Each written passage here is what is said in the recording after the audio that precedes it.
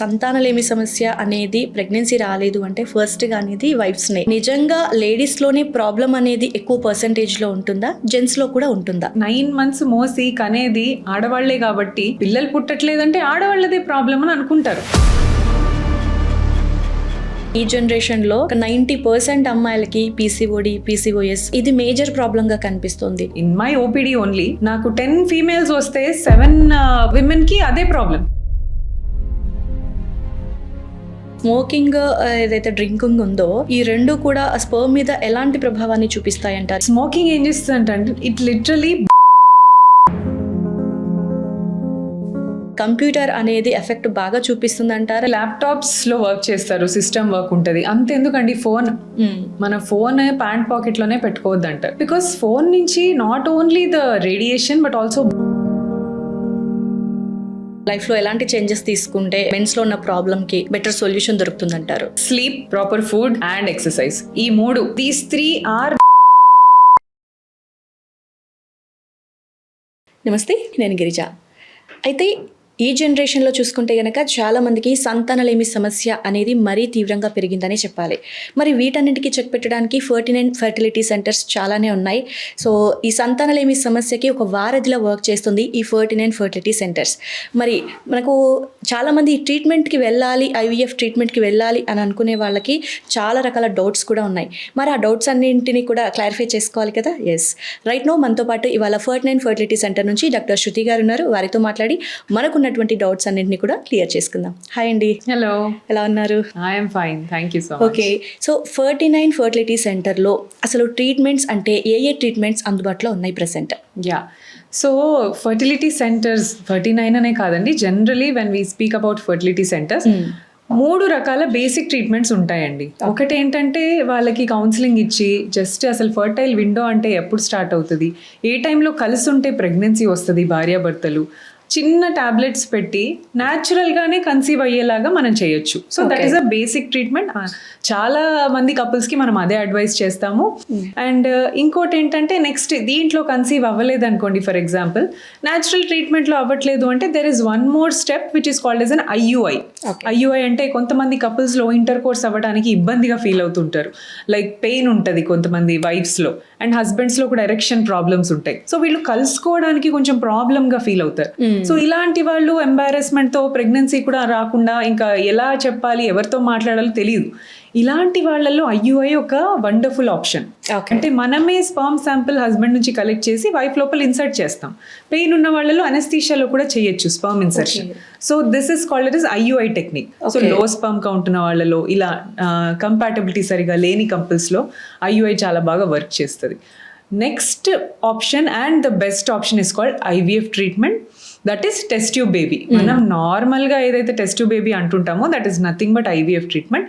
ఈ ఐవీఎఫ్ ట్రీట్మెంట్లోనే రీసెంట్ టైమ్స్లో చాలా అడ్వాన్స్మెంట్స్ వచ్చాయి, ఇక్సీ, పిక్సీ, ఇమ్సీ అని. So these are all treatments which are available at 49 with highest success rates. Okay, so మేజర్గా చూసుకుంటే కనుక సంతానలేమి సమస్య అనేది ప్రెగ్నెన్సీ రాలేదు అంటే ఫస్ట్గా అనేది వైఫ్స్నే ఆబ్వియస్లీ. సో నిజంగా లేడీస్లోనే ప్రాబ్లం అనేది ఎక్కువ పర్సంటేజ్లో ఉంటుందా, జెంట్స్లో కూడా ఉంటుందా? సో ఇది అందరు ఎందుకు ఇలా అనుకుంటారంటే 9 months మోసి కనేది ఆడవాళ్లే కాబట్టి పిల్లలు పుట్టట్లేదంటే ఆడవాళ్ళదే ప్రాబ్లం అని అనుకుంటారు. సో అప్పటి నుంచి వస్తున్న మాటే ఇది. బట్ ఇప్పుడు చేస్తున్న సర్వే కానీ మన స్టడీస్ కానీ అన్నీ చూసుకుంటే ఇప్పుడు మేల్స్లో ప్రాబ్లమ్స్ రావడం కొంచెం ఎక్కువ అవుతోంది. So now I can say right now we're in a position where men and women are facing the problems equally. So ఫీమేల్స్లో 50% కారణం ఉంటే మేల్ కూడా 50% కారణం అవుతున్నారు. బికాస్ ఆఫ్ వర్క్ స్ట్రెస్ అవనివ్వండి, అలవాట్లు, వాళ్ళ ప్రెషర్స్. సో ఇవన్నీ తీసుకుంటే now the infertility problems equal in both males and females. Okay, so treatment IVF start చేయాలి అనుకుంటే కనుక సో ప్రాబ్లం ఒక్కరిలో ఉన్నా కూడా ట్రీట్మెంట్ ఇద్దరికి చేస్తారా, ఓన్లీ సింగిల్ పర్సన్కి చేస్తారా, వైఫ్ అండ్ హస్బెండ్లో? Yeah, that's a good question. Treatment ఇప్పుడు ఒక కేస్ సినారియో చెప్తాను మీకు. హస్బెండ్ కి తక్కువ స్పర్మ్ కౌంట్ ఉంది, వైఫ్ బాగుంది, పీరియడ్ సరిగ్గా వస్తున్నాయి, అబ్సల్యూట్లీ ఫైన్ షీస్. బట్ హస్బెండ్లో లో స్పర్మ్ కౌంట్ ఉంది. సో లో స్పర్మ్ కౌంట్ ఉండటం వల్ల న్యాచురల్ ప్రెగ్నెన్సీ వల్ల కష్టం అవుతోంది. ఈవెన్ ఐయుఐ ప్రొసీజర్లో కూడా ఈ కౌంట్తో సరిపడా రావట్లేదు. సో ఐవీఎఫ్ ట్రీట్మెంట్ వీళ్ళకి ఉన్న ఒకే ఒక ఆప్షన్. ఓకే. సో ఈ ఐవీఎఫ్ ట్రీట్మెంట్ ఎవరికి చేస్తాం? వైఫ్కే చేస్తాం. ఎందుకంటే ప్రాబ్లం హస్బెండ్ లోనే ఉంది. స్పర్మ్స్ మనం హస్బెండ్ నుంచి తీసుకుంటాం, కానీ వైఫ్ కి ఎగ్స్ తీయాలి కాబట్టి ఐవీఎఫ్ ట్రీట్మెంట్ అండర్గో అవ్వాల్సింది వైఫే. సో ఇక్కడ ఒక్కొక్కసారి ఒకళ్ళకి ప్రాబ్లం ఉన్న ట్రీట్మెంట్ ఇద్దరికి చేయాల్సి వస్తుంది. So this is the irony of IVF treatment. Mostly అంటే హస్బెండ్స్ లో ఎవరైతే జెంట్స్ ఉంటారో వాళ్ళలో ప్రాబ్లం ఉంది అనేది ఎలా తెలుసుకుంటారు అసలు? యా, సింపుల్ టెస్ట్ అండి. ఇప్పుడు అవగాహన చాలా మందికి వచ్చేసింది. ఒక సెమెన్ అనాలిసిస్, మనం స్పర్మ్ కౌంట్ జస్ట్ చెక్ చేసి మీకు అసలు ఎన్ని కణాలు ఉన్నాయి, కణాలు బాగున్నాయా, కదులుతున్నాయా, ఇవన్నీ చూసేది ఒక సింపుల్ సీమెన్ అనాలిసిస్ అంటారన్నమాట. ఓకే. సో ఈ టెస్ట్ ద్వారా most 90% of the problems in the men మనం ఐడెంటిఫై చేయొచ్చు. అలాగే స్పర్మ్ కౌంట్ బాగానే ఉంది, బట్ క్వాలిటీ, స్పర్మ్ క్వాలిటీ కూడా అనేది ఒకటి ఉంటుంది. జస్ట్ కౌంట్ బాగుంది కదా, మరి ఎందుకు ప్రెగ్నెన్సీ రావట్లేదు? There is something called a sperm quality and DNA problem in the sperm. So వీటి కోసం కొన్ని higher test like DNA fragmentation index అని, స్పర్మ్ ఫంక్షన్ టెస్ట్ అని తర్వాత అడ్వాన్స్ టెక్నిక్ లో చేస్తాం. But the basic simple semen analysis is the most important test for the men. Okay. So ఈ semen అనే దాంట్లో వాళ్ళకి ప్రాబ్లం ఏది ఉంది అనేది తెలిసిపోతుంది. Almost we can identify. Okay. So most of the people అంటే ఈ జనరేషన్లో ఒక 90% అమ్మాయిలకి పీసీఓడి, పీసీఓఎస్, సో ఇది మేజర్ ప్రాబ్లంగా కనిపిస్తుంది. సో ఇది ప్రెగ్నెన్సీకి ఇదే మేజర్ ప్రాబ్లంగా చెప్పొచ్చు అంటారా? యా, ప్రీవియస్లీ ఒక 10 years back when I was practising my PG, అప్పుడు పీసీఓడి ఎవరో ఒకళ్ళకి కళ్ళ కనిపించి అరే పీసీఓడి ఉందంట, మనం ఏమేమి ఉంటాయో తెలుసుకుందామని ఒక రేర్ కేస్ లాగా మేము చూసేవాళ్ళం. బట్ ఇప్పుడు అది ఎంత వినిపిస్తుందంటే మాకు, wear ever I go in my OPD only, నాకు 10 females వస్తే 7 womenకి అదే problem, PCOD.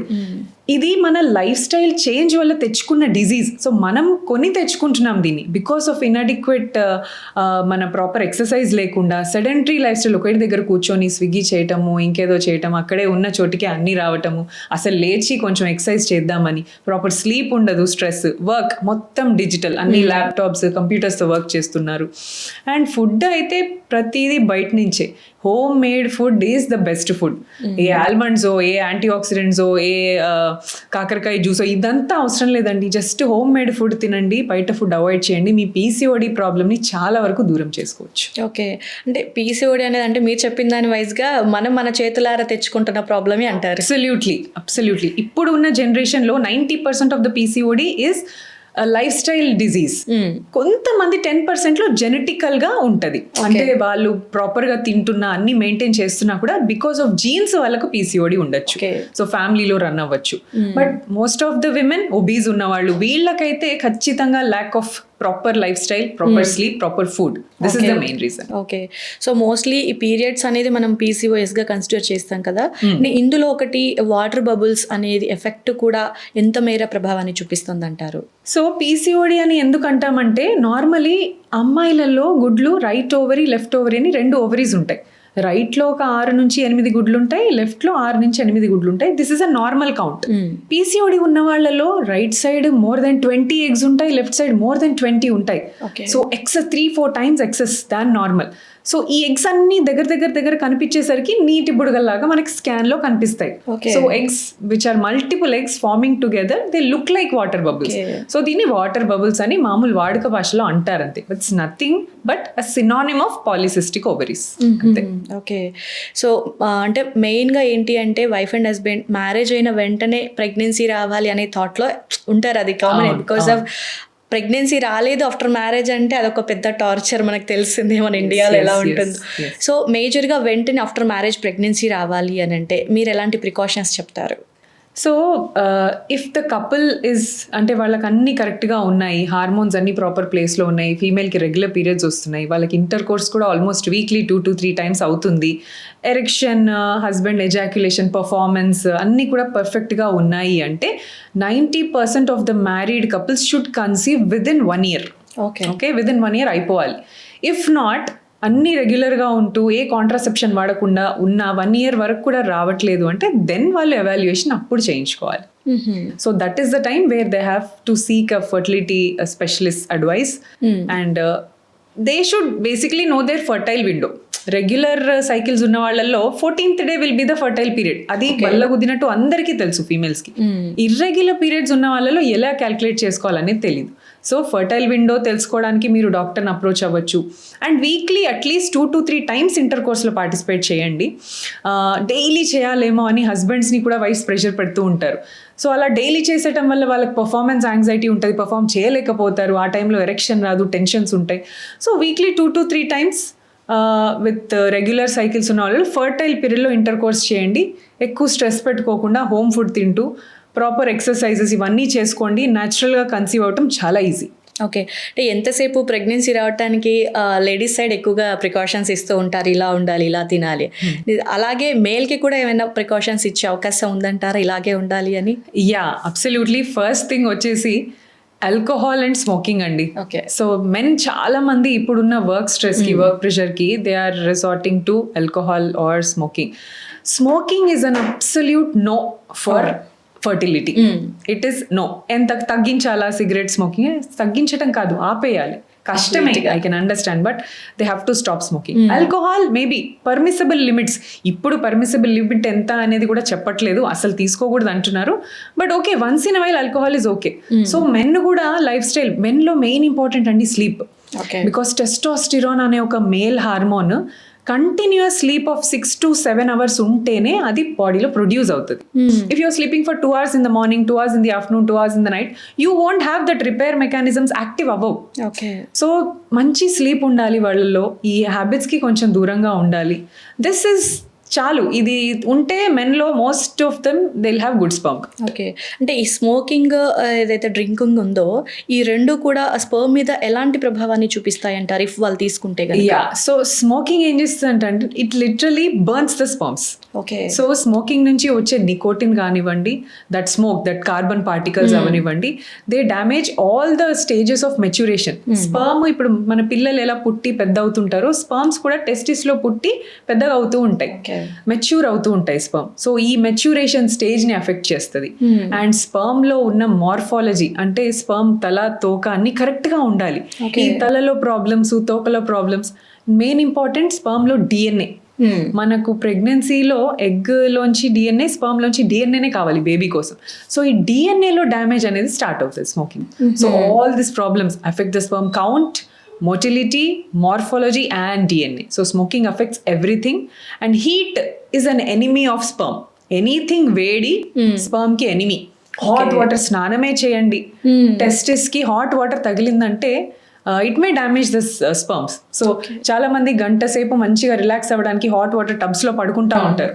Even that affects the sperm. So chefs, cooks ఉంటారు, వేడిలోనే పనిచేయాలి వాళ్ళు, స్టవ్ దగ్గరే పనిచేయాలి, వాళ్ళకి ఆప్షన్ లేదు. వీళ్ళలో కూడా స్పర్మ్ కౌంట్స్ తక్కువ చూస్తున్నాం. Even coal mine workers, they work underground, temperatures are very high.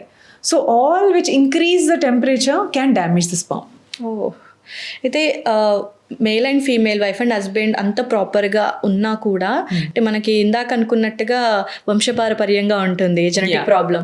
So అలా కూడా కొంతమందికి అటాక్ ఉంటుంది. సో మనకి ఎలా అయితే ఇవి హార్ట్ అటాక్ కానీ మిగతావి ఎలా అయితే ఉన్నా హెల్త్ ఇష్యూస్, ఇది కూడా ఒక హెల్త్ ఇష్యూగా వస్తూ ఉంటుంది. సో అది ఎంతవరకు ఉంటుంది అంటారు వాళ్ళకి? నాట్ మచ్ అండి. అంటే ఫాదర్కి ఉంది కదా అని ఎక్కువ ఇన్ఫర్టిలిటీలో హెరిడిటీ ప్రాబ్లమ్స్ అంతా ఉండవు. బట్ ఫీమేల్స్లో ఎండోమెట్రియోసిస్ కొంతవరకు మన రిలేటివ్స్ లో కానీ మదర్ లో కానీ ఉంటే ఎండోమెట్రియోసిస్, ఫైబ్రాయిడ్స్ అనేది వచ్చే ఛాన్స్ ఉంటుంది. అండ్ మెన్ లో సిఎఫ్టిఆర్ మ్యూటేషన్, సిస్టిక్ ఫైబ్రోసిస్ అనే డిజీజ్, ఇది ఉంటే వాళ్ళ సన్స్ కి రావచ్చు, దానివల్ల స్పర్మ్ కౌంట్స్ ఎఫెక్ట్ కావచ్చు. Not many but few genetic mutations లాంటివి ఏదన్నా ఫాదర్స్ లో కానీ మదర్ లో కానీ ఉంటే వాళ్ళ పిల్లలకి క్యారీ ఫార్వర్డ్ అయ్యి దానివల్ల ఇన్ఫర్టిలిటీ రావచ్చు. అందరికీ వస్తుందని కాదు. ఇప్పుడు పేరెంట్స్ లో తక్కువగా ఉండొచ్చు, అందుకనే కదా వాళ్ళ పిల్లలు కన్సీవ్ అయ్యారు. సో వీళ్ళలో ఎక్కువగా ఉండొచ్చు, వీళ్ళు ఇన్ఫర్టైల్ ఉండొచ్చు. ఓకే. సో అన్ని ప్రాపర్గా ఉన్నా సరే ఏదైనా మైనస్ అయ్యింది అనేటువంటి కేసు ఏదైనా మీరు ఫేస్ చేశారా? Yeah, so there was this one patient, చాలా హాస్పిటల్స్ తిరిగారు, మన దగ్గరకు వచ్చారు, అన్ని టెస్ట్ చేయించుకున్నారు, ట్యూబ్స్ టెస్ట్ కూడా చేయించుకున్నారు, ట్యూబ్స్ ఓపెన్ ఉన్నాయి, ఎగ్స్ మంచిగా రిలీజ్ అవుతున్నాయి, స్పర్మ్ కూడా బాగుంది, పర్ఫార్మెన్స్ కూడా బాగుంది, అంతా ఓకే ఉంది. బట్ హిస్టరీ అడిగితే ఫాదర్లో డయాబెటీస్ ఉంది అని హస్బెండ్ చెప్పారు. ఓకే. మా ఫాదర్ కూడా మొన్ననే డయాబెటీస్ వచ్చిందండి, సో నాకు వచ్చే ఛాన్స్ లేదు అంటారు. సో ఇదొకటి అపోహ చాలా మందికి ఉంటుంది, మా ఫాదర్కి ఈ మధ్యనే వచ్చింది, అది నాకెలా వస్తుంది? ఆ జీన్స్ వాళ్ళకి ఎప్పుడో ఉంటాయి, యాక్టివేట్ ఇప్పుడు అయ్యాయి అంతే. సో ఆ జీన్స్ మీ లోపల కూడా రావచ్చు. So when I tested his HbA1c, అది చాలా హై ఉంది. సో షుగర్ లెవెల్స్ అతనికి ఆల్రెడీ ఎక్కువ ఉన్నాయి.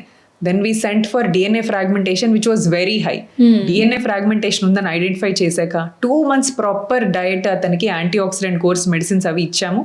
దెన్ హిస్ డిఎన్ఏ ఫ్రాగ్మెంటేషన్ మంచిగా తగ్గిపోయి ఇమ్మీడియట్ నెక్స్ట్ సైకిల్లో వాళ్ళు IUI ద్వారా కన్సీవ్ అయిపోయారు. సో ఇలాంటి కేసెస్ కూడా ఉంటాయి. ప్రాపర్ ఐడెంటిఫికేషన్, హిస్టరీ టేకింగ్ దగ్గరే 90% మనం ఐడెంటిఫై చేయాలి. టెస్ట్ల కంటే ముందే వాళ్ళని ప్రతి ఒక్క డీటెయిల్ హిస్టరీ అడగాలి. సో IVF ట్రీట్మెంట్కి వచ్చారు అంటే ఏదో ఒక మైనస్ ఉంది కాబట్టి వచ్చారు అని అనుకుందాము. సో IVF ట్రీట్మెంట్ తర్వాత కూడా కొంతమందికి పాజిటివ్ వస్తుంది, okay they are with happy with good news. So చాలా మందికి అందులో కొంతమందికి నెగిటివ్ కూడా వస్తుంది. సో ఏంటి రీజన్, అలా ఎందుకు వచ్చింది? So to answer the first part of your question, IVF treatment ఏదో ప్రాబ్లం ఉంటేనే చేసుకుంటారనేది లేదండి. ఇప్పుడు మా దగ్గరకు వచ్చే couples they are software engineers. నాకు మార్నింగ్ షిఫ్ట్ ఉంటుంది, మా హస్బెండ్కి నైట్ షిఫ్ట్ ఉంటుంది. నేను నైట్ ఇంట్లో ఉంటాను, మా హస్బెండ్ మార్నింగ్ ఇంట్లో ఉంటారు. సో మేము కలవట్లేదు, మాకు ఆ ఛాన్సే లేదు. So we don't have time, we want babies. So I don't want to participate in intercourse కోర్స్, మాకంత ఓపిక లేదు. వీ వాంట్ బేబీస్, మేము IVF చేయించుకుంటాం. So this is the case scenario now. I want baby, మీరు IVF ద్వారా success rate ఎక్కువగా ఉంది, మాకు కష్టం అవసరం లేదు, మేము సంపాదించుకుంటున్నాం, మేము IVF చేయించుకుంటాం, ఇలా అంటున్నారు. సో ప్రాబ్లం ఉన్న వాళ్ళే కాకుండా తొందరగా ఎవరికైనా కావాలి, యాంగ్షియస్ ఉన్నారు, మేము అంత టైం వేస్ట్ చేయలేము, ఏజ్ ఎక్కువ ఉంది, 35-36 years ఉన్నారంటే they don't have to start from ABC, they can directly opt for IVF also. And second part of your question, success rates of IVF గురించి మాట్లాడితే around ఇండియాలో 60-65% is the general success rate. But I am proud to say that in 49 with lot of advancements we have reached 75 this month. So 75%, 100 couples వస్తున్నారంటే IVFకి 75 couples ప్రెగ్నెన్సీతోనే బయటికి వెళ్తున్నారు. So 25% fail అవుతారు ఖచ్చితంగా. That could be implantation సరిగా అవ్వకపోవటమో, లేదా embryo క్వాలిటీలో problem ఉండో, లేదా ఎంబ్రియోలోనే genetic mutations అయి ఉండొచ్చు. అది మనం ముందే తెలుసుకోలేం. సో ఇలాంటి కొన్ని రీజన్స్ వల్ల IVF కూడా ఫెయిల్ అయ్యే ఛాన్స్ ఉండొచ్చు. సో అలా ఫెయిల్ అయినప్పుడు మళ్ళీ సేమ్ ట్రీట్మెంట్ అగైన్ చేస్తారు? మనం ప్రాబ్లం ఫస్ట్ ఐడెంటిఫై చేయాలి. Why did the IVF fail? Is it because of the sperm or egg వల్ల ఫెయిల్ అయిందా, ఆర్ ఎంబ్రియోలో జెనెటిక్ మ్యూటేషన్స్ అయ్యాయా? సో మళ్ళీ నెక్స్ట్ ప్రాపర్ టెస్టింగ్ చేయించుకొని we can go through the same treatment, or we can give a gap, ఒక 2-3 months gap ఇచ్చి medicines అన్ని మార్చి ఇంకొక ప్రాపర్ స్కెడ్యూలింగ్ వాళ్ళకి ఇచ్చి లైఫ్ స్టైల్ చేంజెస్ చెప్పి అన్నీ చూసుకున్నాక we can start from the basic treatment also if they have good age.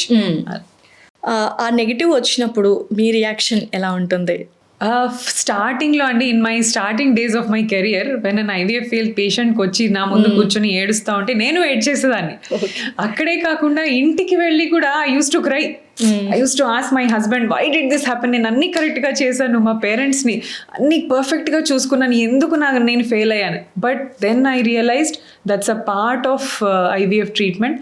అన్ని బాగున్నా కూడా బికాస్ ఆఫ్ నేచర్, కొన్నిసార్లు నేచర్ అండ్ లక్ ఇవన్నీ ఉంటాయి. సో అన్ని అతుక్కోకపోవచ్చు. So then I'm reacting equally to positive and negative. So దీనికి ఎక్కువ హ్యాపీ ఫీల్ అవ్వను, అలా దీనికి ఎక్కువ సాడ్ కూడా ఫీల్ అవ్వను. సో నౌ ఐఎమ్ న్యూట్రల్ ఈక్వల్గా. Okay. So present generation IT department ఎక్కువగా ఉంటుంది మెన్స్కి. ఆల్మోస్ట్ లేడీస్ ఉన్నారు, బట్ ఎఫెక్ట్ వచ్చేసి ఎక్కువ జెంట్స్కి ఉంటుంది అంటున్నారు. సో అంటే కంప్యూటర్ అనేది ఎఫెక్ట్ బాగా చూపిస్తుంది అంటారా, లేదంటే వర్క్ కంప్లీట్గా క్లోజ్ చేసుకునే మార్గం కూడా, అంటే ఈ జనరేషన్లో ఎక్కువగా ఈ సాఫ్ట్వేర్ అనే వాళ్ళకి ప్రాబ్లం అనేది ఎక్కువగా బయటపడుతుంది. సో దీనికి మీరు చెప్పే సొల్యూషన్ ఏంటి? ల్యాప్టాప్స్లో వర్క్ చేస్తారు, సిస్టమ్ వర్క్ ఉంటుంది, అంతెందుకండి ఫోన్, మన ఫోన్ ప్యాంట్ పాకెట్లోనే పెట్టుకోవద్దు అంటారు. బికాస్ ఫోన్ నుంచి not only the radiation but also blue light and radiation. This is very harmful for the gametes. Eggs and sperms అనేవి ఏంటంటే they are very sensitive gametes, most sensitive gametes of the human body. So మన వేరే cells అన్ని strong ఉంటాయి, but egg and sperm are the most delicate once. So ఏ చిన్న radiation అయినా, ఏ చిన్న ఏదైనా, ఈవెన్ ఎక్స్రే తీసినా కూడా గొనాడ్స్ కవర్ చేసి ఎక్స్రే తీస్తారు అన్మ్యారీడ్ వాళ్ళకైతే. సో అది ఒక లెడ్ షీట్ అడ్డంగా పెట్టి పెల్విస్ ఏరియాకి, మగవాళ్ళకైతే టెస్టిస్ కవర్ చేస్తారు, ఆడవాళ్ళకైతే యూట్రస్, అది కవర్ చేసి ఎక్స్రే తీస్తారు. ఎందుకంటే ప్రతి రేడియేషన్ వీటిని ఎఫెక్ట్ చేసే ఛాన్స్ ఉంటుంది. సో ఇప్పుడు సాఫ్ట్వేర్ జాబ్స్ చేసే వాళ్ళు కూడా తరచూ ల్యాప్టాప్స్ ల్యాప్ మీద పెట్టుకుంటున్నారు, వేరే ల్యాప్టాప్. సో ల్యాప్ మీద పెట్టుకోవడం వల్ల heat, radiation, blue light 3. Scrotal టెంపరేచర్స్ని ఇంక్రీజ్ చేస్తున్నాయి. సో మేము చెప్పేది ఏంటంటే వర్క్ చేయండి, but put it on the table and minimal brightness, minimal radiation, దాంతో స్క్రీన్స్, సో ఇవన్నీ పెట్టుకొని 1 hour వర్క్ చేయండి, 10 minutes away from the laptop, again come back and sit, మళ్ళీ ఒక 1 hour వర్క్ చేయండి, మళ్ళీ గ్యాప్. సో కంటిన్యూస్గా కాకుండా గ్యాప్స్ తీస్తూ అండ్ ఫోన్స్ పైన పాకెట్లో పెట్టుకోవడం కింద కాకుండా ఇలాంటి చిన్న చిన్న రెస్ట్రిక్షన్స్ చేసుకుంటే at least we can avoid some damage. Okay. So అంటే నేను చూసినంత వరకు ఈ 49 IVF ట్రీట్మెంట్ ఎవరైతే చేయించుకున్నారో చాలా వరకు ట్విన్ బేబీస్ని చూసాము. సో ఈ ట్విన్ బేబీస్ అనేది అంటే మీరేమైనా ప్లాన్డ్గా చేసేదా లేదంటే వితౌట్ ప్లాన్ జరిగింది అనుకోవచ్చా? సో యాక్చువల్లీ పెట్టేదైతే ప్లానింగే, 2 బేబీస్ ప్లాన్ చేసే పెడతాం, కానీ ట్విన్స్ అయ్యేది అన్ఎక్స్పెక్టెడ్. సో ఎందుకంటే 2 బేబీస్ ఎంబ్రియోస్ ఈక్వల్ క్వాలిటీలో ఉండకపోవచ్చు, ఒకటి కొంచెం హయ్యర్ గ్రేడ్ ఉంటుంది, ఒకటి యావరేజ్ గ్రేడ్ ఉంటుంది. సో మనం సక్సెస్ రేట్స్ ని ఇంప్రూవ్ చేసుకోవాలి, ఏదో ఒకటన్నా అతుకుతుందన్న ఉద్దేశంతో 2 పెడతామే తప్ప ట్విన్స్ అవ్వాలని కాదు. బట్ ట్విన్స్ అయితే అది వాళ్ళకి బోనస్. 2 ఈక్వల్ గ్రేడ్ లో ఉన్నాయనుకోండి, మంచి ఎంబ్రియోస్, మంచి ఎండోమెట్రియం రిసీవ్ చేసుకుంటది. యూట్రస్ చాలా ఏమంటారు, చాలా దయాగుణం అన్నమాట గర్భసంచికి. కొంచెం బాగున్న ఎంబ్రియోని రిసీవ్ చేసేసుకుంటది. సో క్వాలిటీ ఆఫ్ ద ఎంబ్రియోని బట్టి అతుకునే కెపాసిటీ ఉంటుంది. అండ్ ఒక 70% సింగిల్ బేబీసే పుడతారండి మోస్ట్ ఆఫ్ ద టైమ్స్, 30% మాత్రం ట్విన్స్ ఉంటారు. ఓకే. ట్విన్స్లో అంటే ఎక్కువగా బేబీస్ ఇద్దరు, లేదంటే బాబు, లేదంటే బాయ్ అండ్ గర్ల్ అలా కూడా అయ్యే అవకాశం ఉందా? అబ్సల్యూట్లీ నో రిలేషన్, అంటే ఎవరైనా కావచ్చు. జెండర్ అసలు రిలేషనే లేదు. It could be 2 girls, could be 2 boys or boy and girl. So ఇది మనం పెట్టే దాంట్లో కానీ మనం చేసే ప్రొసీజర్ లో కానీ ఎక్కడా దీనికి రిలేషన్ ఉండదు అన్న. This no link for the treatment and the gender. Okay. ఇది అంతా కూడా అన్ఎక్స్పెక్టెడ్ థింగ్. అంతా కూడా ఎస్, అన్ఎక్స్పెక్టెడ్. అంటే మేము అనుకుంది ఏంటంటే ఇది ప్రాపర్గా వీళ్ళు ఇలా ఎక్స్పెక్ట్ చేసారేమో ట్రీట్మెంట్ విషయంలో అనేది బయట అనిపిస్తుంది అనమాట. యా, ఎక్కువ మంది ట్విన్స్ 2 పెడతాం కాబట్టి ఒక్కోసారి 2 అతుకునే ఛాన్స్లు 30-40% ఉన్నారు కాబట్టి కొంచెం ఎక్కువ వీళ్ళు కనిపిస్తాం. ఓకే. సో ట్విన్స్ అయినప్పుడు వాళ్ళిద్దరికి ఒకే రకంగా ఉంటుందా హెల్త్ కండిషన్? నార్మల్ ప్రెగ్నెన్సీలో ట్విన్స్ కన్సీవ్ అయినా కూడా 2 ఈక్వల్ గా వెళ్తాయని మనం చెప్పలేము. ఒక్కొక్కసారి గ్రోత్ అవుతూ ఉంటే ఒక బేబీ మంచిగా బ్లడ్ తీసుకుంటది, ఒక బేబీ కొంచెం వీక్ అవుతా ఉంటది. సిమిలర్ ఇన్ న్యాచురల్ ప్రెగ్నెన్సీ లాగానే ఐవీఎఫ్ చేసాం కాబట్టి ఒకటి వీక్ ఉండాలి, స్ట్రాంగ్ ఉండాలి అలా ఏం లేదండి. Once the mother gets pregnant it is as good as a natural pregnancy, no difference. So natural ప్రెగ్నెన్సీలో డెలివరీ అయిన బేబీస్కి ఐవీఎఫ్ ట్రీట్మెంట్ త్రూ వచ్చిన బేబీస్కి డిఫరెన్స్ చూసుకుంటే ప్లసెస్ కానీ మైనస్ కానీ ఏమైనా ఉన్నాయా? చాలా మంది అనుకుంటారు ఐవీఎఫ్ బేబీస్ అయితే కొంచెం వీక్ ఉంటారు, ఏదో ప్రొసీజర్స్ చేస్తున్నారు, అసలు మన గ్యామెట్స్ వాడతారు, అబ్నార్మల్ బేబీ ఉంటుందా అని. Absolutely not. మీ ఎగ్ తీసుకుంటున్నాం, మీ స్పర్మ్ తీసుకుంటున్నాం, మీ కళ్ళ ముందే. మన దగ్గర RI విట్నెస్ సిస్టమ్ అని 49లో అవైలబుల్ ఉంది. This avoids the miss match of the sperm and egg. మన మూవీస్ లో చూస్తాం కదా, అయ్యో మీ స్పర్మ్ వేయబోయి మీ స్పర్మ్ వేసేసామండి, సారీ చిన్నగా చెప్పేస్తారు కదా. ఇవి చూసి బాగా ఇన్ఫ్లుయెన్స్ అవుతున్నారు. అలాగే రీసెంట్ కొన్ని సిచ్యువేషన్స్ కొన్ని సెంటర్స్ లో కూడా అలా జరిగాయి. సో దీనివల్ల అట్లా అనుకుంటారు, కానీ ఇది అలా మిస్ మ్యాచ్ కానీ అలా జరగదు. సో అలా ట్రీట్మెంట్ పరంగా డిఫరెన్స్ ఉండాల్సిన అవసరం లేదు. ఇవి కూడా మీ గ్యామెట్సే, అది కూడా మీ గ్యామెట్సే. ద ఓన్లీ థింగ్ ఇస్ లోపల ట్యూబ్లో ఎగ్ అండ్ స్పర్మ్ మీట్ అవ్వట్లేకపోతున్నాయి కాబట్టి మనం వీళ్ళకి IVF చేస్తున్నాం అంతే. సో బయట కూడా మీ గ్యామెట్సే. ఫెలోపియన్ ట్యూబ్లో జరగాల్సిన ప్రాసెస్ని టెస్ట్ ట్యూబ్లో చేస్తున్నారు. సో బేబీ బయట ఫామ్ అయింది, ఓన్లీ 5 days మనం దాన్ని బయట గ్రో చేస్తాం, మిగతా 9 నెలలు మీ గర్భంలోనే పెరుగుతుంది. So this no difference absolutely. In fact మనం ఎంబ్రియోస్ని కొంచెం సెలెక్ట్ చేసి పెడతాం IVFలో. మనకు 4 ఎంబ్రియోస్ వచ్చాయి వాళ్ళ కప్పుల నుంచి. గ్రేడ్ 1లో ఇది ఉంది, గ్రేడ్ 2లో ఇది ఉంది, గ్రేడ్ 3లో ఇది ఉంది చూసుకుంటున్నాం. గ్రేడ్ 1 ఉన్న ఎంబ్రియోనే నేను ఫస్ట్ పెడతాను. సో నార్మల్గా ఏ ఎగ్ ఏ స్పర్మ్తో కలుస్తుందో న్యాచురల్గా మనకు కనిపిస్తుందా? కనిపించదు. దీంట్లో మనం ఎగ్ సెలెక్ట్ చేస్తున్నాం, స్పర్మ్ సెలెక్ట్ చేస్తున్నాం, embryos. So in fact intelligent and more smart babies ఉంటున్నారు IVFలో. ఓకే. సో ఇందాక మీరు అన్నట్టుగా వేరే వాళ్ళ స్పర్మ్ని వీళ్ళ ఎగ్లో యాడ్ చేయడం అలాంటిది ఏదైనా జరిగిందా మీ ఎక్స్పీరియన్స్లో? మా సెంటర్లో అసలు అలాంటిది లేదు, because we're transparent, ethical.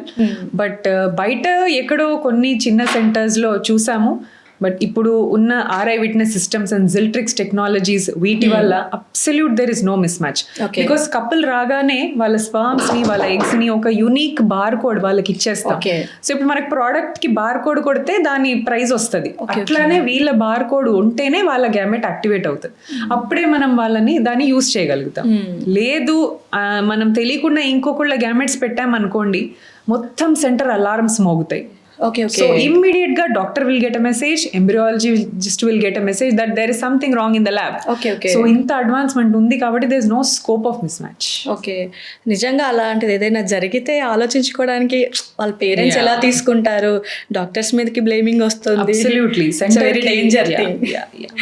Okay, so ma'am అంటే మనకి జనరేషన్ గ్యాప్ ఉన్నా సరే చాలా వరకు పాత జనరేషన్లో ఉన్న వాళ్ళకి కూడా ప్రెగ్నెంట్ రాక, పిల్లలు లేక, బట్ పిల్లలు కావాలి, IVF ట్రీట్మెంట్ తీసుకోవాలి అని కూడా చాలా ఏజ్డ్ పర్సన్స్ కూడా వస్తూ ఉంటారు కదా మీ దగ్గరికి. సో హయ్యెస్ట్ ఏ ఏజ్ వాళ్ళకి మీ ట్రీట్మెంట్ సక్సెస్ని చూపించారు? ఇప్పటి వరకు అయితే అరౌండ్ 45-46 వాళ్ళు వచ్చారు. ఓకే, సో బట్ వాళ్ళకి మనం డోనర్ ఎగ్స్ చెప్తాం, ఎందుకంటే ఫీమేల్ బాడీలో ఎగ్స్ అన్ని 36-37 ఏజ్ వరకే ఫంక్షనల్ గా ఉంటాయి. Then the egg quality drops, egg number drops, damages start. So ఆ ఎగ్స్ అంతా యూస్ఫుల్ కాదు ప్రెగ్నెన్సీకి. సో మనం డోనర్ ఎగ్ ఆప్షన్స్ అయితే వాళ్ళకి ఇస్తాం. అంటే మనం healthy young women, married women who already have healthy children, వాళ్ళ నుంచి ఎగ్స్ డొనేట్ చేసి వీళ్ళకి ఇస్తాం. బికాస్ వీళ్ళల్లో 40 years ఉన్న వాళ్ళలో గర్భసంచి బాగుంటుంది, ఎగ్స్ బాగుండవు. సో ఎగ్స్ ఒకటి మార్చి వాళ్ళ హస్బెండ్ స్పర్మ్ యూజ్ చేసుకొని మనం ఎంబ్రియో తయారు చేసి పెడితే వీళ్ళు కన్సీవ్ అవ్వచ్చు. ఇలా చాలా మంది పేషెంట్స్ కి చేశాను. But just today in my OPD there came a lady whose 50 years old. So she's 50 years old and she's very strong that I want the pregnancy at any cost. See, that is the last limit. Even ART law permits the woman should be equal or less than 50, అంతే. అంత పైగా వచ్చిన వాళ్ళకి మనం treatment చేయకూడదు. Because తర్వాత తనకి వేరే హెల్త్ ఇష్యూస్ రావచ్చు, డ్యూ టు ఏజ్, BPA రావచ్చు, షుగరే రావచ్చు ఆ ఏజ్ లో ప్రెగ్నెన్సీ వస్తే. సో ఈ రిస్క్స్ ఉంటాయి కాబట్టి it is resorted to 50. So ఈ రోజు తను వచ్చింది, ఈ రోజు తనతో మాట్లాడాను, చాలా ఇంట్రెస్టెడ్ గా విల్లింగ్ ఉందన్నమాట. సో ఇంకా డోనర్ ఎగ్ ఆప్షన్ చెప్పాము. So she's ready to start the treatment. చూడాలి how it goes. Nice. So చాలామంది ఇందాక పాయింట్లో మీరు అన్నట్టుగా వర్క్ బిజీ షెడ్యూల్లో ఎగ్స్ని వీళ్ళు ఏమంటారు సేఫ్గా మీ దగ్గర భద్రపరచుకోవడం, ఫ్రీజింగ్, అండ్ జెంట్స్ కూడా స్పర్మ్ని ఫ్రీజింగ్ చేసుకోవడం. సో ఆ రేటింగ్ ఎలా ఉంది? నిజంగా చాలా మంది కపుల్స్ అలా ఫ్రీజింగ్ చేసుకుంటున్నారా? ఎందుకంటే ఇప్పుడు అందరూ 30కి పెళ్లి చేసుకోవాలి అలాంటి మైండ్ సెట్ లేదు. నేను సెటిల్ అవ్వాలి, ఇండిపెండెంట్గా ఉండాలి first. So all women are thinking like that now. So but నేను కెరియర్లో బిల్డ్ అవుతాను, కానీ నేను ఫర్టిలిటీని ఎందుకు కాంప్రమైజ్ చేసుకోవాలి? నేను 35 yearsకే సెటిల్ అవుతానేమో, but I don't want to compromise by fertility. నేను నా ఎగ్స్ ఫ్రీజ్ చేసుకుంటాను and I will move forward in my career. Whenever I get a good partner, I get my compatible partner, అప్పుడే నేను పెళ్లి చేసుకుంటాను. But my eggs are still safe. So whenever she is below 30, she can freeze her eggs. She can get married at 35. అప్పుడు తను ఈ eggs వాడుకుంటే తన 30 year old అమ్మాయి లాగే ఆ ఎగ్ క్వాలిటీ మిగిలిపోతుంది. బికాస్ ఎగ్ ఏజ్ మనం ఆపేసాం. She ages but her egg age stop అయిపోయింది. So that is a beautiful advantage of freezing. Previous young age లో దాన్ని ఫ్రీజింగ్ చేసుకుంటే ఫర్దర్ యూజ్ చేసుకోవచ్చు. ఎగ్ అక్కడే 30 years లోనే ఉంది, తను 35 అయింది, 36 అయింది, బట్ నువ్వు ఇంకా younger egg with good quality egg తో కన్సీవ్ అవుతున్నావు. ఓకే, సో ఈ ఎగ్ ని అంటే వీళ్ళకి ప్రెగ్నెన్సీ వచ్చేలాగే మీరు ఇంజెక్ట్ చేస్తారు మళ్ళీ. సో ఈ ఎగ్స్ ని తీసుకొని పార్ట్నర్ దొరికిన తర్వాత స్పర్మ్ తీసుకొని మనం బేబీని తయారు చేసుకుంటాం. బేబీని తనకి ఇంప్లాంట్ చేస్తాం. ఓకే, సో ఈ టెస్ట్ ట్యూబ్ బేబీస్ అనేది ఎలా జరుగుతుంది ప్రొసీజర్? సో ఎగ్స్ ఇప్పుడు సపోజ్ ఫ్రీజింగే మాట్లాడుకుందాం. సో తను 30 years లో ఫ్రీజ్ చేసుకుంది, 35కి మన దగ్గరకు వచ్చింది, మేము ఇప్పుడు పెళ్లి చేసుకున్నామండి, I want to use my eggs for my pregnancy. So ఈ ఎగ్స్ ల్యాబ్ లో ఉంటాయి, embryology lab. That is like a temple మాకు. ఎందుకంటే ఇప్పుడు బ్రహ్మదేవుడు లైఫ్ క్రియేట్ చేస్తాడంటారు, but what we're doing in our lab, we are also creating a life with gametes. So ఆ eggs తీసుకుంటాము, హస్బెండ్ స్పర్మ్ శాంపిల్ ఇచ్చిన తర్వాత మైక్రోస్కోప్ లో పెట్టి we see which is good sperm, which is bad sperm, ఏది active గా move అవుతుంది. So suppose తనకి 4 eggs తీసి పెట్టుకున్నాం, 4 గుడ్ స్పర్మ్స్ వెతికితే చాలు. సో ఆ ఎగ్ లోపలికి డైరెక్ట్ గా స్పర్మ్ తీసుకొని ఇంజెక్షన్ ద్వారా ఎగ్ ని బ్రేక్ చేసి స్పర్మ్ లోపల పంపిస్తాం. So that is called ICSI, intracytoplasmic sperm injection. So ఇలా ఇంజెక్ట్ చేసిన ఎగ్స్ ని మనం ఇంక్యుబేటర్లో పెట్టి we open and see the next day. So fertilise అయిపోతాయి అవి. Okay. So once egg and one sperm will become 2 cells. So అలా ఒక 5 days ఎంబ్రియోగా మారి బేబీగా తయారవుతుంది after 5 days. So after 5 days this is ready to get into the uterus అప్పుడు. So అప్పుడు మనం మళ్ళీ వైఫ్కి కొన్ని మెడిసిన్స్ ఇచ్చి గర్భసంచి ఎండోమెట్రియం ప్రిపేర్ చేసి లైనింగ్ అంతా కరెక్ట్గా ఉండి బ్లడ్ సప్లై అంతా పర్ఫెక్ట్గా ఉన్న టైంలో ఈ బేబీని తీసుకెళ్ళి వైఫ్కి ఇంప్లాంట్ చేస్తాం. Okay. So this like a 2 step. One is ICSI and storing the embryos, next is transferring the embryo. Okay. So same eggs లాగే స్పర్మ్ కూడా ఫ్రీజింగ్ చేస్తారు. అంటే ఇప్పుడు ఫ్రెష్ స్పర్మ్ ని కూడా మనం వాడచ్చు అప్పుడే ఇస్తే. ఆర్ హస్బెండ్ కొంతమంది ఏంటంటే అబ్రాడ్ లో ఉంటారు, వాళ్ళు ఇయర్కి ఒక్కసారి వస్తారు, వైఫ్ ఇక్కడ ఉంటుంది. సో వీళ్ళల్లో ప్రెగ్నెన్సీ రావాలంటే మరి ఎలా, హస్బెండ్ వచ్చినప్పుడు కంపల్సరీ కన్సీవ్ అవ్వాలి అంటే అదే మంత్ లో అవుతుందో కాదో మనకు తెలీదు. ఆమె ఫర్టైల్ విండోలో ఉందో లేదో కూడా మనం చెప్పలేము. సో ఇలాంటి వాళ్ళు మనం ఒక 2 to 3 samples మన సెంటర్లో ఫ్రీజ్ చేసుకుంటాము. సో ఈ ఫ్రోజన్ శాంపుల్ ని మళ్ళీ తనకి ఎగ్ రిలీజ్ అయిన టైంలో ఐదర్ IUI ద్వారా తన గర్భసంచి లోపల డైరెక్ట్ గా అయినా పంపించచ్చు, లేదా IVF ద్వారా తన ఎగ్స్ తీసి ఎగ్ లోపలైనా పెట్టుకోవచ్చు. సో 2 options గా ఫ్రోజన్ స్పర్మ్ ని వాడచ్చు. బట్ మన ఇండియన్ కపుల్స్ ఈ ఫ్రోజన్ స్పర్మ్ వాడడానికి ఇష్టపడరు. ఎందుకంటే హస్బెండ్ లేనప్పుడు నువ్వు ఎలా కన్సీవ్ అయ్యావనే ఒక సోషల్ స్టిగ్మా ఉంది మన దగ్గర. That is the only reason కొంచెం ఇది చేయించుకోవడానికి ఫీమేల్స్ ముందుకు రావట్లేదు. హస్బెండ్ బయట ఉంటే ఎంత చెప్పినా సొసైటీ అర్థం చేసుకోరు కదా. So that is the reason, but it's a good option for semen freezing. Okay. So ఈ ఫ్రీజింగ్ అనేది ఎన్ని ఇయర్స్ అలా చేసే అవకాశం ఉంటుంది? That's a good question. Generally gametes can be frozen till 10 years. Not 1, not 2, not 3, 10 years వరకు undisturbed, అన్డామేజ్డ్ అవి అలానే ఒక 10 years వరకు ఉంటాయండి. స్టిల్ ఆఫ్టర్ 10 years అవి ఎగ్జాక్ట్లీ సేమ్ ఉంటాయి. If you provide the proper gas, me embryology lab conditions అన్ని మీరు పర్ఫెక్ట్గా మెయింటైన్ చేస్తున్నారు, gas time to time change చేస్తున్నారు అంటే 10 yearsలో మీరు ఎంబ్రియో ఫ్రీజ్ చేసుకోవచ్చు, ఎగ్స్ స్పర్మ్స్ అన్ని ఫ్రీజ్ చేసుకోవచ్చు. ఒక కపుల్ ఉన్నారు, ఫస్ట్ టైం మన దగ్గరకు వచ్చి కన్సీవ్ అయ్యారు IVF ద్వారా. వాళ్ళకి ఎంబ్రియోస్ ఎక్సెస్ మిగిలాయి. ఫస్ట్ అటెంప్ట్ కే వాళ్ళకి పెట్టిన ఎంబ్రియోతో ప్రెగ్నెన్సీ వచ్చేసింది. ఇప్పుడు ఆ బేబీకి 3 years ఉంది. Now they want second pregnancy. So ఆ స్టోర్డ్ ఎంబ్రియోస్ ని మళ్ళీ వాళ్ళు సెకండ్ ప్రెగ్నెన్సీకి ప్లాన్ చేసుకుంటున్నారు ఇప్పుడు. సో 3-4 years అయిపోయింది, embryos are good. Okay. So freezing 10 years అంటే 10 yearsకి సంబంధించి ఏమైనా ఛార్జ్ ఉంటుందా, లేదంటే ఫస్ట్ ఫ్రీజింగ్ ఏదైతే ఉంటుందో? అబ్సల్యూట్లీ, బికాజ్ మనం ఏది స్టోర్ చేయాలన్నా we need the gas, we need proper temperature, pH maintenance అన్నీ ఉంటాయి కదా. సో దిస్ గ్యాస్ కి సంబంధించి ఫ్రీజింగ్ కి మనకు ఎక్స్పెన్సెస్ ఉంటాయి అన్నమాట. సో మనం రిప్లెనిష్ చేస్తున్న కొద్దీ we need to pay. Okay. So 10 yearsకి పే చేసుకోవాలి. If you want to freeze it for 1 year, you can pay for like that. For how long you want to freeze, దాన్ని బట్టి amount ఉంటుంది. Okay. So freezing అనే option కూడా బాగానే ఉంది. And fertility సెంటర్స్కి mostly wife and husband couples ఎక్కువగా వస్తారా? అంటే కపుల్స్ వెనకాల చాలా మంది ఏంటంటే పాతకాల మనుషులు, పేరెంట్స్ ఏంటంటే ఇది అవ్వదు, ఎందుకంటే అపోహ అనేది చాలా ఉంది. స్టిల్ నౌ ఇంత సక్సెస్ రేట్ చూసినా కూడా అపోహ అనేది ఉంది కాబట్టి సో వాళ్ళు ఓన్లీ కపుల్స్ గానీ మీ దగ్గరికి ఎక్కువగా రావటం చూస్తారా, విత్ పేరెంట్స్ రావటం చూస్తారా? రెండూ ఉన్నాయి. కొంతమంది ఇక్కడ ఉన్న వాళ్ళు ఏంటంటే ఎక్కువ సిటీలో ఉన్న వాళ్ళు కపుల్ ప్రిఫర్ చేస్తారు. అంటే వాళ్ళు పేరెంట్స్ కి ఎక్స్ప్లెనేషన్ ఇవన్నీ ఇవ్వాల్సిన అవసరం లేదు. They have their independent thoughts. So city వాళ్ళు అలానే వస్తారు కపుల్.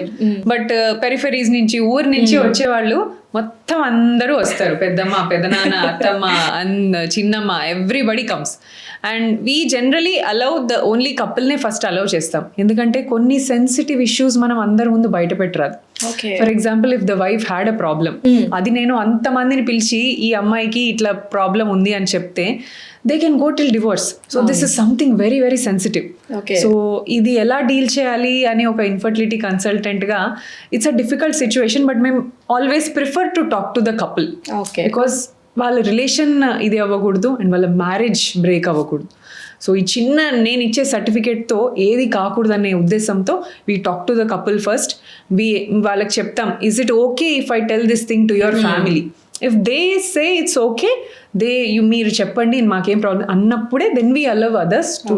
సో దిస్ ఇస్ వాళ్ళ సెక్యూర్ కూడా మీరు చూసుకుంటారు. Of course that's important. Okay. So మీ దగ్గరకు వచ్చిన కపుల్స్ లో ఎక్కువ శాతం అంటే లేడీస్ లో ప్రాబ్లమ్ ని చూసారా, జెంట్స్ లో ప్రాబ్లమ్ ని ఎక్కువ చూసారా?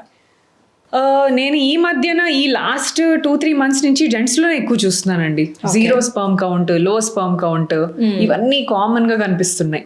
డయాబెటీస్, ఎక్కువ ప్రిమెచ్యూర్ ఎజాక్యులేషన్, అంటే కలిసే ఇంటర్కోర్స్లో పార్టిసిపేట్ చేద్దామనే ముందే స్పర్మ్ రిలీజ్ అయిపోతుంది. నాట్ ఈవెన్ ఇన్సర్షన్ అవ్వక ముందే రిలీజ్ అయిపోతుంది ప్రిమెచ్యూర్ ఎజాక్యులేషన్ అంటే. ఇది చాలా మందికి చూస్తున్నాను ఈ మధ్య. Almost 60-70% of the men who have this. So ఇది ఎక్కువైపోతుంది. బట్ దీనికి కూడా లైఫ్ స్టైల్ చేంజెస్ వల్లనే ఇది జరుగుతుంది. But we have treatment options for this. So మేల్స్లో కొంచెం ఎక్కువ ఈ మధ్య పెరుగుతుంది. ఓకే, సో ఎలాంటి లైఫ్లో ఎలాంటి చేంజెస్ తీసుకుంటే మెన్స్లో ఉన్న ప్రాబ్లమ్కి బెటర్ సొల్యూషన్ దొరుకుతుందంటారు? Sleep, proper food and exercise. ఈ 3 ఒట్టి ప్రాబ్లం ఉన్న వాళ్ళే కాదండి, మీరు నేను కూడా చేసుకోవాలి రెగ్యులర్గా ఇది. Even though we have children whatever, but these 3 are mandatory things. ఇవి ఆప్షన్స్ కాదు, these are necessities for someone's good living. So proper food అంటే హోమ్ ఫుడ్ తినండి, అందులోనూ బ్యాలెన్స్డ్ మీల్. ఇప్పుడు మీరు ప్లేట్ తీసుకున్నారు, అందులో కార్బోహైడ్రేట్ ఉండాలి, ప్రోటీన్ ఉండాలి, ఫ్యాట్ ఉండాలి. సో ఇవన్నీ ఉండాలి. ఇది కాకుండా ఎక్స్ట్రా యాంటీ ఆక్సిడెంట్స్ అంటే మన స్ట్రాబెర్రీస్ నుంచి, oranges, pomegranate, poor man's berries అంటారు పొమోగ్రానెట్ని. సో ఈ ఫుడ్స్ తీసుకోవడం. నాన్ వెజ్లో salmon, fish, tuna, lean meats అన్నమాట. సో ఎగ్స్, ప్రోటీన్ ఇది కావాలి. దెన్ omega-3 ఫ్యాటీ యాసిడ్, మన ఆల్మండ్స్, పిస్తా, వాల్నట్స్, వీటి నుంచి వచ్చేవి. సో ఇవి మీ రెగ్యులర్ డైట్లో ఇంక్లూడ్ చేసుకోండి. మన పంకిన్ సీడ్స్ ఇవన్నీ కూడా ఈ మధ్యన everybody started having them. So apart from this you can వెజిటబుల్స్లో అయితే ఐ లవ్ స్పినచ్ అండి. పేషెంట్స్కి స్పినచ్ ఆర్ పాలకూర తినమంటే విమెన్లో ఐరన్ బాగా వస్తుంది, యాంటీ ఆక్సిడెంట్స్ బాగా ఉంటాయి, మీ రిప్రొడక్టివ్ పొటెన్షియల్ కూడా పెరుగుతుంది. It is a wonderful vegetable spinach. And next టొమాటోస్లో కూడా లైకోపిన్ అనే యాంటీ ఆక్సిడెంట్ ఉంటుంది and very good hydration. So these are the vegetables and fruits which you have to concentrate. So ఇవి కాకుండా 3 పూటలు అన్నము ఇంకా కూడా తింటున్నారు మన కంట్రీలో. సో కార్బోహైడ్రేట్స్ని ఎక్కువ కాన్సన్ట్రేట్ చేస్తారు. అన్నం దాంట్లో ఏమీ ఉండదు. మన especially India, south India protein content చాలా తక్కువ. అన్నం ఎంత వేసుకుంటారు, కర్రీ ఎంత తింటారు, కర్రీలో కూడా గ్రేవీ వేసుకుంటారు, ముక్కలన్నీ పక్కన పెడతారు.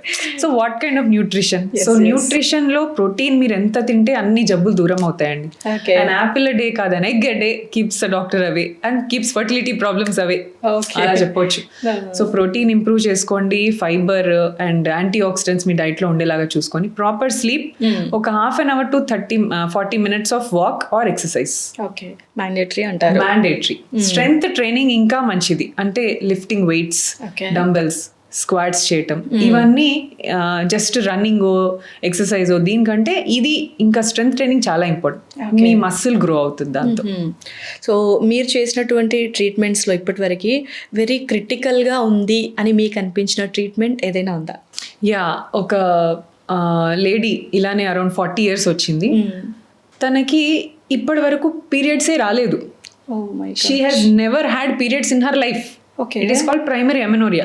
ఆ టైంలో ఊర్లో హస్బెండ్ చేసేసుకున్నాడు అలా పెళ్ళి, పీరియడ్స్ రావు అన్నా సరే చేసుకున్నారు. చూస్తే గర్భసంచికి బయటికి అసలు దారే లేదు. So there is no way out bleeding కావడానికి. అండ్ యూట్రస్ చాలా చిన్నది, హైపోప్లాస్టిక్. సో ఈ కైండ్ ఆఫ్ పేషెంట్స్ని ముల్లేరియన్ అనామలీస్ అంటారు అనమాట వీళ్ళ. సో ఇది ఏం చేసాం మనం, యూట్రస్ పెరిగేలాగా మెడిసిన్స్ పెట్టాము. హార్మోన్ రీప్లేస్మెంట్ థెరపీ అంటారు. యూట్రస్కి కావాల్సినది ఈస్ట్రోజన్ అండ్ ప్రొజెస్ట్రాన్ హార్మోన్స్, ఇవి సప్లిమెంట్ చేసాము. 3 monthsలో యూట్రస్ నార్మల్ సైజ్కి రీచ్ అయింది. సో నార్మల్ సైజ్ 6 centimeters ఉండాలి, తనకి 3 centimeters ఉండింది uterus size. So 3 months treatment పెట్టిన తర్వాత మంచిగా నార్మల్ యూట్రస్ సైజ్కి వచ్చేసింది. అండ్ విత్ సర్జరీ మనం వే కూడా క్రియేట్ చేసాము. దెన్ మెడిసిన్స్ ఇవ్వటం వల్ల లిటిల్ బ్లీడింగ్ స్టార్ట్ అయింది. ఎగ్స్ తనకి ఎలాగో లేవు, ముందు నుంచి ఎగ్స్ లేవు. మనం ఎగ్స్ పుట్టించే ఛాన్స్ అసలు మనకు లేదు. ఎగ్స్ లేదంటే డోనర్ ఎగ్గే తీసుకోవాలి. కానీ గర్భసంచి ప్రాబ్లమ్స్ని మనం ఎంతో కొంత మేనేజ్ చేయొచ్చు, బట్ ఎగ్ని ఏం చేయలేం. సో డోనర్ ఎగ్ తీసుకున్నాము, హస్బెండ్ కణం వేసి ఆ గర్భసంచిలో పెడితే తనకి ట్విన్స్ ఇప్పుడు. So I think in a month or 2 she might deliver. ఓహో. సో ఇది చాలా టైం పట్టింది నాకు ఆ వే క్రియేట్ చేయటము, అండ్ 3-4 months అసలు యూట్రస్ పెరుగుతుందా, వాళ్ళ ఫ్యామిలీని కన్విన్స్ చేయటము, డోనర్ ఎగ్ ఆప్షన్ కి కన్విన్స్ చేయటము. So this took a lot of time, but finally with a good result. Nice. So నిజంగా ఎగ్స్ లేకుండా అనేది ఉంటుందా? ఎంత పర్సంటేజ్ ఉంటుంది అలాగా? చాలా తక్కువ అండి. ఏజ్ పెరుగుతున్న కొద్దీ ఎగ్స్ తగ్గటం ఇస్ కామన్. 35-36 years లో ఎగ్స్ తక్కువ ఉండటం because of the nature, physiology, అంతే అది. బట్ 20 years లో 25 years లో కూడా ఎగ్స్ తక్కువ ఉన్నాయంటే that is the problem. Maybe మీ genetic factor or premature ovarian failure అంటారు అనమాట. సో ముందే ఎగ్స్ అన్ని అయిపోతాయి, డ్యామేజ్ వల్లను, రేడియేషన్ వల్లను, చిన్నప్పుడు ఏదైనా సర్జరీస్ ఓవరీస్ మీద అయితే దాని వల్ల, ఎండోమెట్రియోసిస్ వల్ల, వీటన్నిటి వల్ల ముందే ఎగ్స్ తగ్గిపోవచ్చు. సో ఇలాంటి వాళ్ళల్లో డోనర్ ఎగ్ ఆప్షన్ చెప్తాం, difficult to convince, but egg quality బాగాలేనప్పుడు దాంతో ప్రెగ్నెన్సీ వచ్చినా అబార్ట్ అయ్యే ఛాన్సెస్ ఉంటాయి. So that is where we tell them donor options, and మనం కరెక్ట్గా వాళ్ళకి అడ్వైస్ ఇచ్చినప్పుడు definitely they try to follow. Okay. So ఇప్పటికీ కూడా ఇంత అవగాహన ఉన్నా సరే సమ్ పీపుల్ రావాలి 49కి అని అంటే ఒక చిన్న అపోహ అనేది ఉంటుంది, బేబీస్ ఎలా ఉంటారో, ఏమైనా ఫాల్ట్ ఉంటుందేమో ఆఫ్టర్ బేబీస్కి అనేసి. సో అలాంటి వాళ్ళకి 49 ఫర్టిలిటీ సెంటర్కి IVF ట్రీట్మెంట్ కోసం రావాలి అని అనుకునే వాళ్ళకి మీరు ఇచ్చే బెస్ట్ సజెషన్ అంటే మీరేం చెప్తారు? ప్రెగ్నెన్సీ రాకపోవడం అనేది మీ తప్పు కాదు. First thing, that's not your fault that you are not pregnant. So taking an experts advice, ఒకళ్ళ అడ్వైస్ తీసుకోవడము తప్పే కాదు. You might not need a fertility treatment. అసలు మీకు జస్ట్ ఒక కౌన్సిలింగ్, ఒక ప్రాపర్ ఫర్టిలిటీ విండోనో, ఆర్ అసలు ప్రాబ్లం ఏంటి, థైరాయిడే ప్రాబ్లం ఉండొచ్చు, ఇంకో ప్రొలాక్టినే ఉండొచ్చు, ఇవి అసలు ఏం చేయించుకోవాలని తెలుసుకోవడానికైనా మీరు ఫర్టిలిటీ సెంటర్స్కి రావచ్చు. సో ట్రీట్మెంట్సే వెంటనే రాగానే స్టార్ట్ చేస్తాము, IVF ట్రీట్మెంట్ స్టార్ట్ చేస్తామని కాకుండా just for a suggestion, for an opinion, for a consultation you can just come. If you need a treatment, definitely వాళ్ళకి హైయెస్ట్ సక్సెస్ రేట్స్ ఇవ్వడానికే ట్రై చేస్తాం. అండ్ ఫర్టిలిటీ ద్వారా పుట్టిన బేబీస్కి, న్యాచురల్ ప్రెగ్నెన్సీస్కి తేడా అయితే ఉండదండి. లేదంటే we don't see so many fertility centres with so many couples coming in. So వాళ్ళ ఫ్యామిలీలో చూస్తుంటారు, నాకు చెప్తారు, మా పక్కన ఇంటి వాళ్ళకి మీ దగ్గరే కన్సీవ్ అయ్యారంట మేడం, వాళ్ళని చూసి మేము వచ్చామని. మరి వాళ్ళని చూసి వస్తున్నారంటే బికాస్ దే ఆర్ గుడ్, ఆ బేబీ బాగుందనే కదా వీళ్ళు కూడా వస్తున్నారు. సో ఉంది అపోహ, బట్ ఐ థింక్ ఇప్పుడు తగ్గుతోంది. So there is no difference. And I would again urge proper sleep, proper food and proper diet. ఇది చాలా important to conceive. Okay. So last question, couples అంతా వైఫ్ అండ్ హస్బెండ్ ఇద్దరు okay, but pregnancy రావట్లేదు, ఎందుకు రావట్లేదు వాళ్ళకి doubt తెలీదు. So what is the problem అనేది. సో ఇప్పుడు మీ సెంటర్కి వచ్చి చూయించుకున్నప్పుడు మీకు తెలుస్తుంది అసలు వాట్ ఈస్ ద ప్రాబ్లమ్ అని. సో ప్రాబ్లమ్ ఏదో చాలా నార్మల్ ఉంది, సో వీళ్ళకి నార్మల్గానే న్యాచురల్గా ప్రెగ్నెన్సీ వచ్చే అవకాశం ఉంది అన్నప్పుడు ఆ వేని సెలెక్ట్ చేసి పంపిస్తారా, లేదు మస్ట్గా IVF చేయాల్సిందే అనేది ఏమైనా చేస్తారా? మనము వరల్డ్కి ఎప్పుడైనా న్యాచురల్ బేబీస్ ఇవ్వడానికే ట్రై చేయాలండి. Okay. So only when it is difficult for them, వాళ్ళ ఫ్యామిలీ ప్రెషర్స్ ఉన్నప్పుడే మనం ట్రీట్మెంట్స్కి వెళ్తాం. కానీ even we don't like to you know unnecessary వాళ్ళకి ట్రీట్మెంట్స్ ఇవ్వటము, ఇంజెక్షన్స్ ఇవ్వటం, ఇవన్నీ ఇవ్వాలి అని అనుకోము. సో న్యాచురల్ వేలో అన్ఎక్స్ప్లెయిన్డ్ ఇన్ఫర్టిలిటీ ఉన్నా సరే దెర్ ఈస్ అ ప్రోటోకాల్, మనకు స్టడీస్లో చెప్పారు 2 to 3 months of natural pregnancy మీరు ట్రై చేయాల్సిందే. So we follow the rules, follow the guide lines strictly, దాని ప్రకారమే మేము వెళ్తాం. అన్నెసరీగా IVF ట్రీట్మెంట్లు చేయటము, IUI ట్రీట్మెంట్ చేయటము, దిస్ ఇస్ మా రూల్ బుక్లో కూడా లేదు, and we also don't follow it. Only when we have a requirement we write the proper reason manaku untadi why you are doing IVF for this couple and we have to mention, because మా records అన్ని కూడా రిజిస్ట్రీలో register అవుతాయి. So అట్లా చేయడానికి కూడా possibility ఉండదు. We have to mention a reason and then only you can do the treatment. So major అయితే న్యాచురల్గా అవ్వటానికి ఎక్కువ ప్రిఫర్ చేస్తారు. ఎస్. ఓకే. చూసారు కదండి, డాక్టర్ శృతి గారు 49 ఫర్టిలిటీ సెంటర్కి సంబంధించి చాలామందికి అపోహలు స్టిల్ ఉన్నాయి. సో ఆ అపోహలన్నింటినీ కూడా తొలగించేశారు. మెన్ అండ్ ఉమెన్కి కొంతమంది కొన్ని ప్రాబ్లమ్స్ ఉంటాయి, ఇవి సాల్వ్ అవ్వాలి అంటే ఫస్ట్ మనం కన్సల్ట్ అవ్వాల్సిందే. వితౌట్ కన్సల్టెన్సీ మనకి అసలు ఏం ప్రాబ్లం ఉందో కూడా మనకు తెలియదు. సో మేడం చెప్పినట్టుగా డైట్ ఏదైతే ఉంటుందో అది మస్ట్ అండ్ షుడ్ మీరు ఫాలోఅప్ చేస్తేనే ఈజీ ప్రెగ్నెన్సీ అనేది ఉంటుంది. సో మరిన్ని వీడియోస్ కోసం చూస్తూనే ఉండండి క్యూబ్ టీవీ. అండ్ మేడం నిజంగా చాలా డౌట్స్ కపుల్స్ అనే కాదు, ఎగ్ ఫ్రీజింగ్ గురించి చాలామంది, కొంతమంది మూవింగ్ అవుతున్నారు, కొంతమంది అవ్వట్లేరు. బట్ వాళ్ళందరికీ కూడా ఒక మంచి బెనిఫిట్ ఉంది, 10 years వరకు మనం ఫ్రీజింగ్ ఆప్షన్ ఉంది అనేది కూడా తెలిసింది ఈ వీడియో త్రూ. చాలా డౌట్స్ని కూడా క్లారిఫై చేశారు. Thank you. I'm happy that మీరే ఇంత తెలుసుకున్నారు. అలాగే ఈ వీడియో చూసిన వాళ్ళు Yes. కూడా అన్నీ తెలుసుకోవాలి అండ్ ట్రీట్మెంట్ అంటే భయపడకుండా ముందుకు రావాలి అని కోరుకుంటున్నాను. Thank you ma'am.